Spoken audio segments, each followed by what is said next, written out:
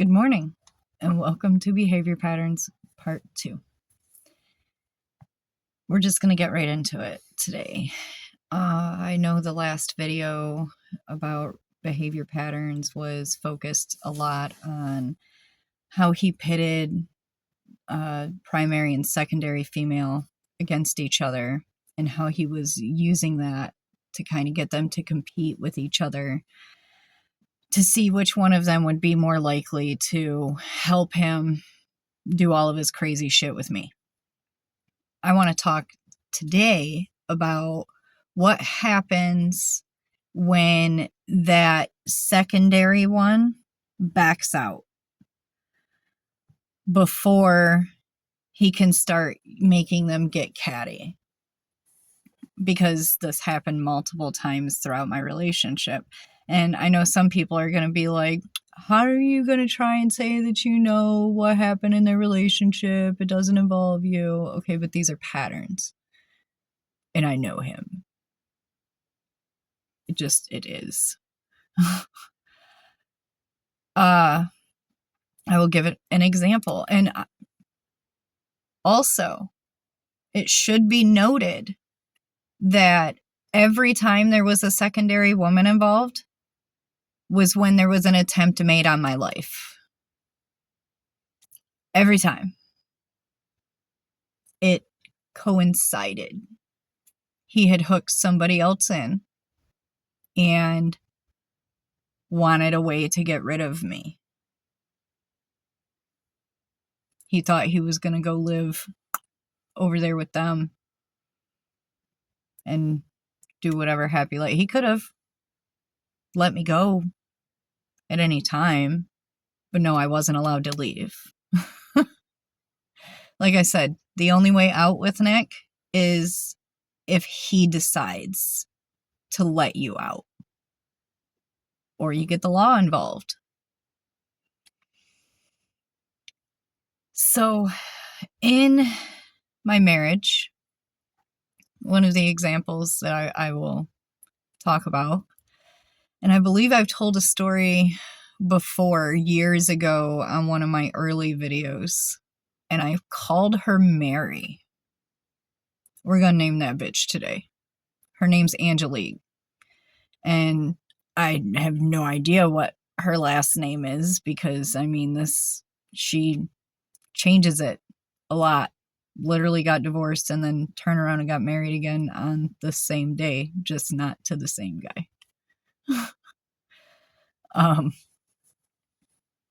Wasted no time. But anyway, Nick decided he had the hots for this girl. And he was working on her. He worked with her and he was working on her, trying to pull her in. And around this time is when I started going through the computer and everything else because of other reasons. And I found a bunch of different concerning things. So I found out that him and Angel were talking and they were having conversations that I found incredibly disrespectful, considering that I was up there all day, every day, and she knew me, and we were supposed to have been friends. After he slit my wrists and everything, I had told her that I told her everything I remembered at the time. Because sometimes when you're drugged, it takes a while for the memories to surface. So I have discovered. And her and I discussing that made her back out quite a bit. Not entirely, but quite a bit. And as things progressed, it turned into a very strange, strained friendship Nick was definitely pushing. He did propose to her over text message, and he was serious. She didn't take it seriously.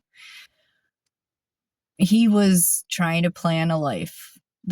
He wants to hook a woman in, find a way to get rid of her, resulting in her death, be it she kill herself or he finds a way to kill her or have somebody else kill her. It's a control trip. It's a power trip for him.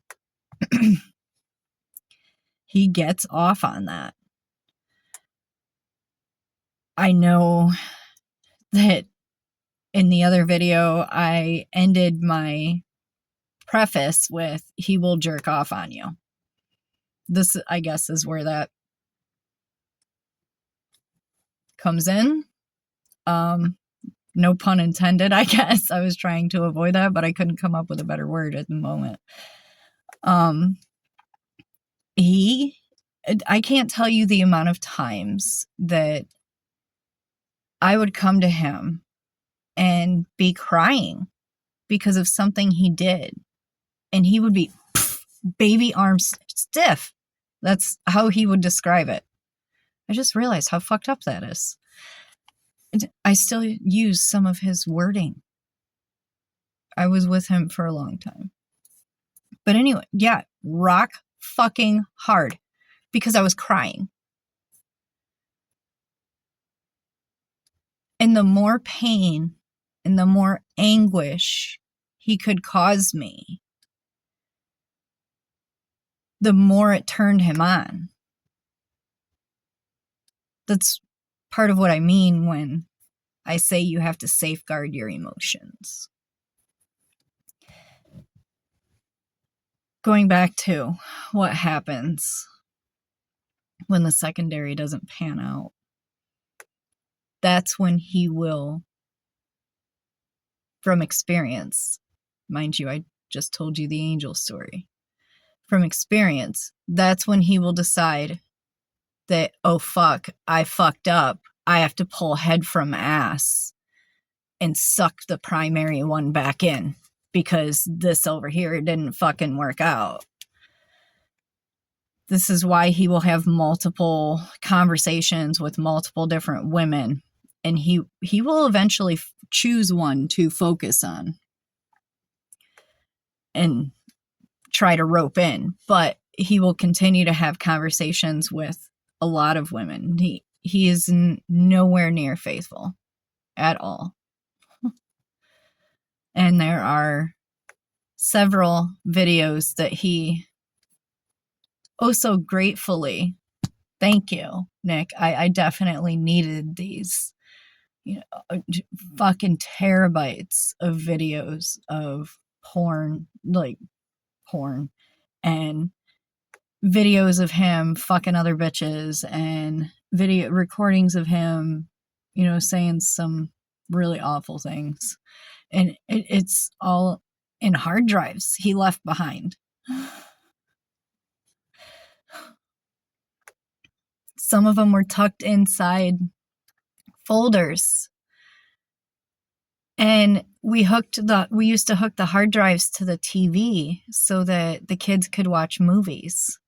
And I found gobs of it tucked in folders where my girls watch their movies out of.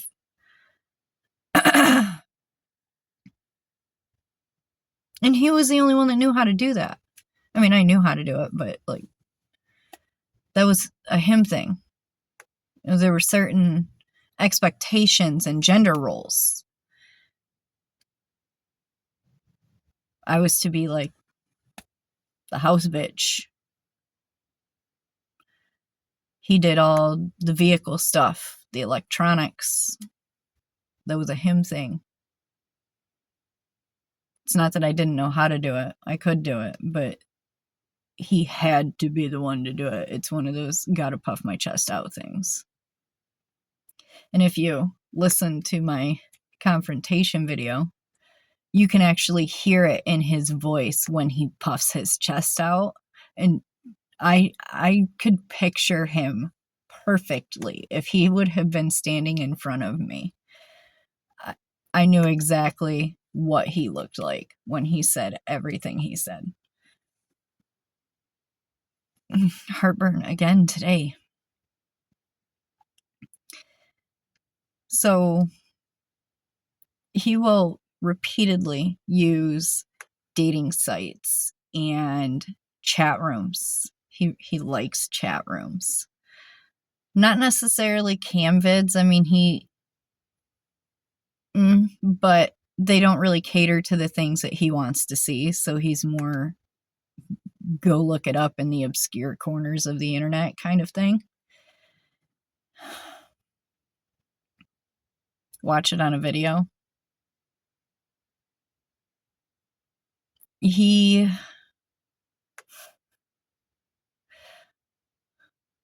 I'm going to share this because it makes me giggle. One of the ways I was petty, okay? One of the ways I got back at him early on in the relationship, when I found that Match.com profile and I saw everything that it said on there, I didn't confront him with it right away, okay? I found that and I wanted to dig more after that, and I found out so many different plans to kill me. It was ridiculous. But anyway, I'm going through all of this stuff. And I find all of this shit. And how I found it. Oh, I just remembered how I found it. Okay, so he had me on the computer. He had me log into his email while he was at work. I was at home that day because I think one of the kids was sick. But anyway, he had me log into his computer, into his email, and I needed to send him an attachment or email an attachment to somebody. So while I was in there doing that, typing up that email message to send the attachment, I got a bing across the bottom of the screen and it said, "I am God," which was his chosen username. Fucking ridiculous. He likes to think he is. He likes to try and play God. I mean, that's why he wants the power over life and death. That's what it is. That is why he chose that name. Anyway, so I get this email and it said, "You've matched on Match." And I pulled it up and it gave me his whole profile, his whole sob story, the whole everything. So I left all that there, right? I was like, is this really what he's fucking telling people? And then after finding so much other shit, I was like, you know what? Fuck this guy. If they want him after that, they can fucking have him. So I posted I was like, this is his wife. I am not dead. His mother does not have our children. You know, like he does not eat out of trash cans. He's in the military, yes. And I guess if you still want him after reading all of this bullshit on his profile, feel free to send him a message. I don't think he got any responses after that. And I left it there. And then I deleted the email that said the profile was updated and all that. I left it there. I'm sure they've kicked it out of their system by now, but I don't know. Somebody could Wayback Machine that. Maybe. I don't know. What fucking year would that have been? 2009. 2009. Yep. For definite. Yes.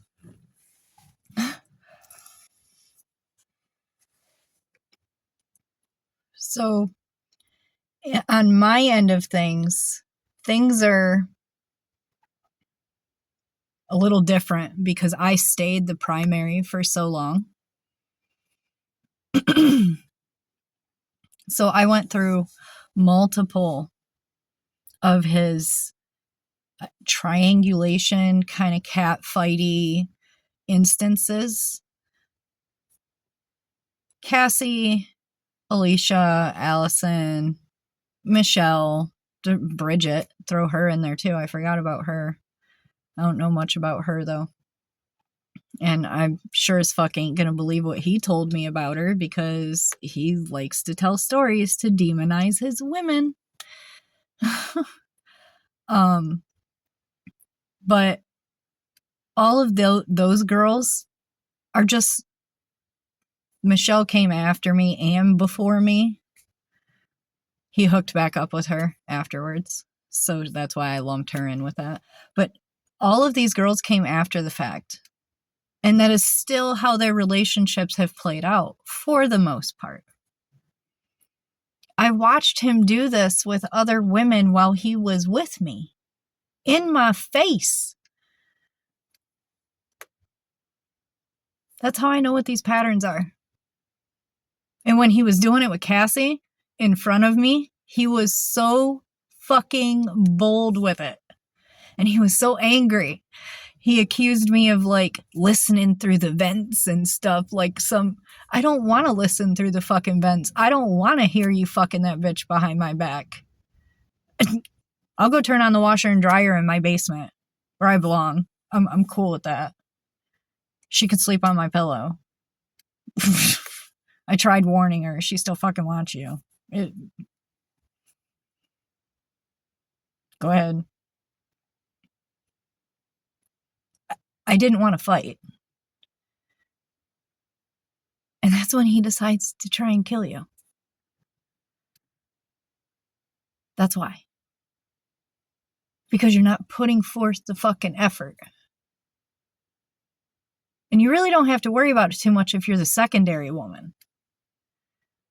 But if you're the primary, watch fucking back. You're the one he's going to try and take out.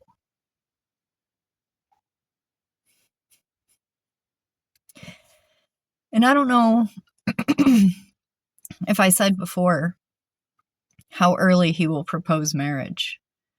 It'll be within a couple of months of talking to you that he'll propose. Mm-hmm.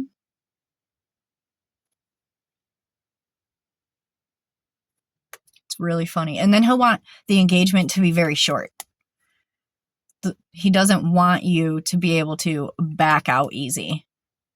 So if he can hook you in with an engagement and then convince you to marry him and get it over with, he's happy. He doesn't want there to be a period of time where you can get cold feet. And marrying you makes it more difficult for you to leave later.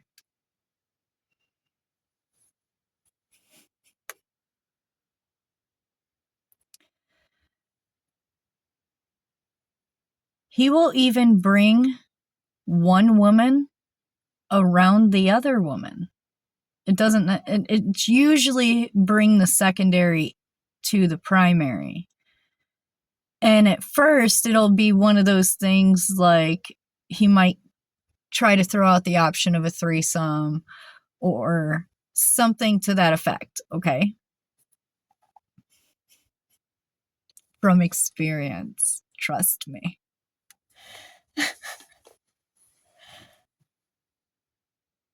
He'll try to convince you of a three-way. If you don't, then he'll play like you're all just going to be great friends. Just going to be friends. And then he'll purposely start leaving tidbits of information out for you to find. Paperwork, text messages. He wants the reaction. He wants to know you know. He wants to know that it is hurting you. It is causing you upset. Remember I told you, he's going to splooge all over you. It's going to fucking happen.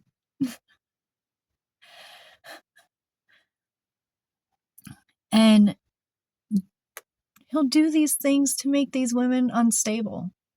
Sleep deprivation. Oh man, that's a big one. He really likes to fuck with sleep. He will start an argument right before bed. You can go all day long. He knows there's something fucking wrong. There will be uncomfortable silence all fucking day. And then right before he goes to bed, he'll make a smart ass comment. And it'll be your fault he made that fucking comment. And then he'll start a whole argument. Say a whole bunch of rude ass shit. And then take his happy ass to bed and sleep. It sounded like shots.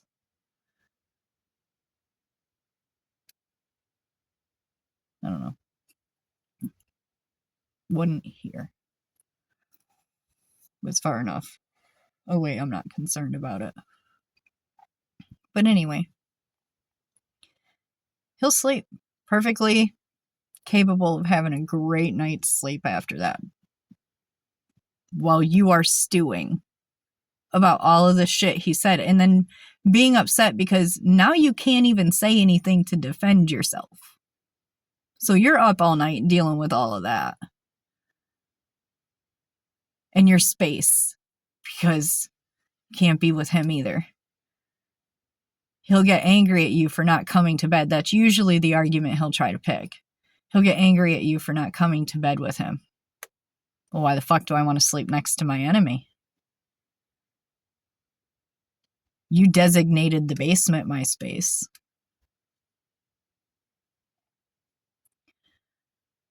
He will, when he can't get sex from one, go to the other and play the pity me game and try to get it. I think Nick's problem when he was with me, part of the reason I'm still alive, I guarantee it, is because he wasn't very good at getting women.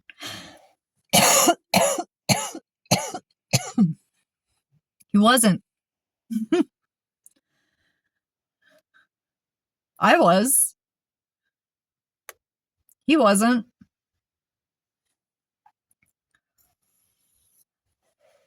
Hindsight's a lot better than when you're in the moment. Remember I said he liked to fuck with your head. Took a while for me to wake up, but I see shit for what it was now. He wanted other women. And he even had me find them for him. Because he couldn't do it on his own. And the women he's found now. Michigan,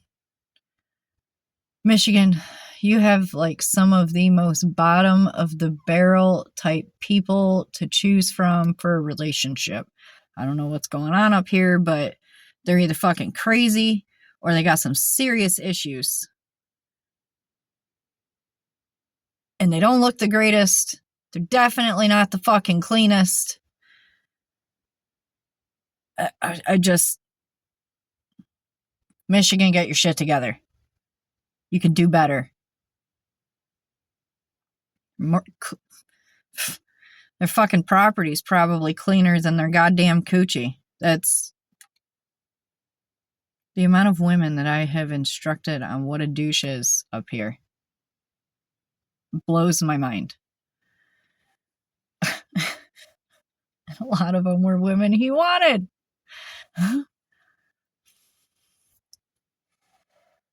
It's just funny. I find it funny.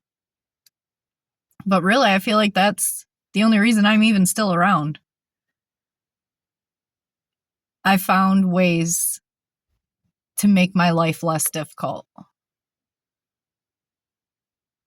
Until I could get me and my kids out.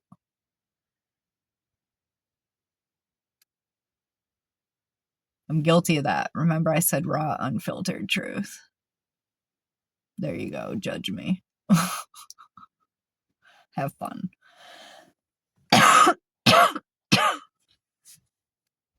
So he will try to probably use one woman later on in the future to see if they will do the same thing for him. He will probably go after women who are bisexual as well, and that's kind of been a theme he's had. It's funny. It's funny. I think we're just gonna end that one there. We'll end it on a high note. I don't want to go into another long drawn out story, but there's plenty more. I promise.